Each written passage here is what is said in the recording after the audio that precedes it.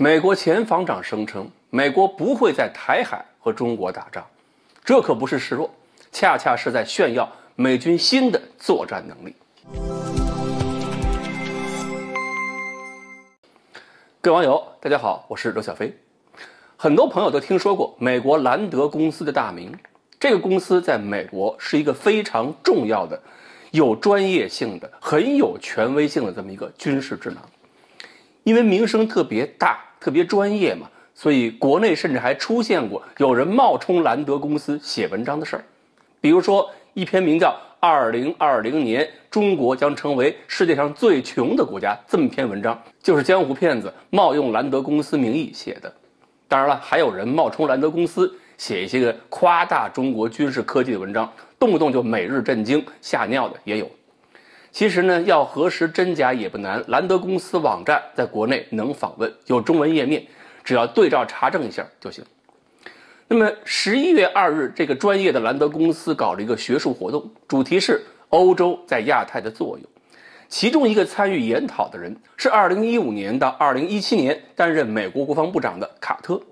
卡特现在呢是在哈佛大学肯尼迪学院贝尔福中心当科学与国际事务主任。卡特就聊了一下对台湾问题的看法。卡特说，在美国那个台湾关系法中呢，美国确实没有法律要求说一定要防卫台湾。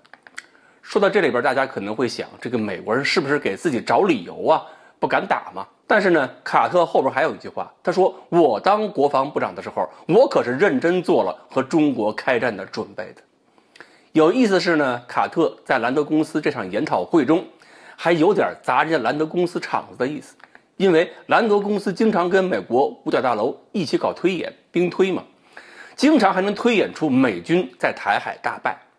卡特在会上就说了，你们搞的推演都是什么玩意儿啊，不利于美国利益，并不真实。他英文原文呢 ，it peace， 这个原文要是翻成中文就是你们这都是小孩撒尿和泥的水平。卡特说，面对中国不能让步，让一步就要让两步，会永远让步下去，所以坚决面对中国要进攻。他说他不会在台湾海峡里边作战，因为那里边就在中国大陆边上，不输才见鬼了。要打就找一个美国想打的地方打，要找一个中国会输的地方打。这个观点体现了两种可能，一种是美国的军事力量和中国大陆保持足够距离，在全球范围内对中国利益下手，利用中国现在没有全球性军事存在的弱点。而卡特这次在研讨会上多少就有这个意思，因为他告诉欧洲说，你们欧洲国家派军舰到中国周边巡航可以，作为战略地缘政治的象征性姿态可以这么做，但是这不是欧洲帮助美国的最有效办法。美国的对华战略竞争剧本呢，有防卫性篇章，也有进攻性篇章，还有与盟友和伙伴合作的篇章。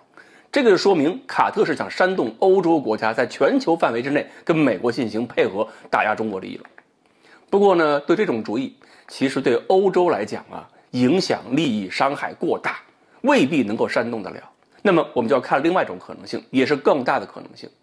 就是美军在中国的海空军优势作战范围之外，要跟解放军拼火力。所以我们就看到了，虽然美国在高超音速武器方面发展不算顺利，但是最近各军种的高超音速导弹有点呼之欲出了。没看这个陆军的导弹已经把这个训练装置送出去了吗？中国的高超音速武器发展比较快，是厉害，但是我美国搞出来了，你中国也不好拦截，我们可以拉平衡。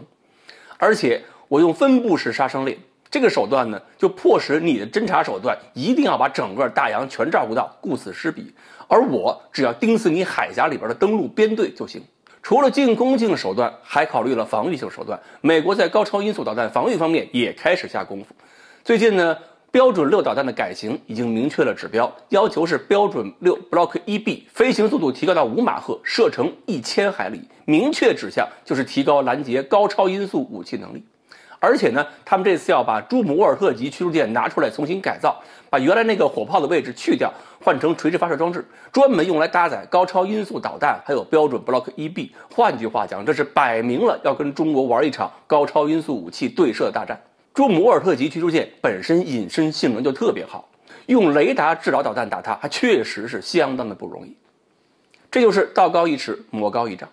面对中国因为打击范围快速扩大形成的局部优势，美国现在也拿出了针对性的、体系化的具体对策，而且这个对策也在一直不断的进行落实。这就给我们提了一个醒啊，我们现在依靠东风17、东风26等等这些个武器获取的优势，还只是局部性的、暂时性的。要在台湾问题上彻底打消美国干涉的决心，我们还有很多目标要实现，还有很多工作要做，现在还不能太早放心。尤其是面对美国出的这些新招啊，我们也要及时谋划，扩展我们的作战能力。用老人家的一句话说，只争朝夕。好，关于美国前防长卡特这番豪言壮语到底是示弱还是威吓，今天呢我们就聊到这里，欢迎大家继续关注我们的栏目，我们下期再说。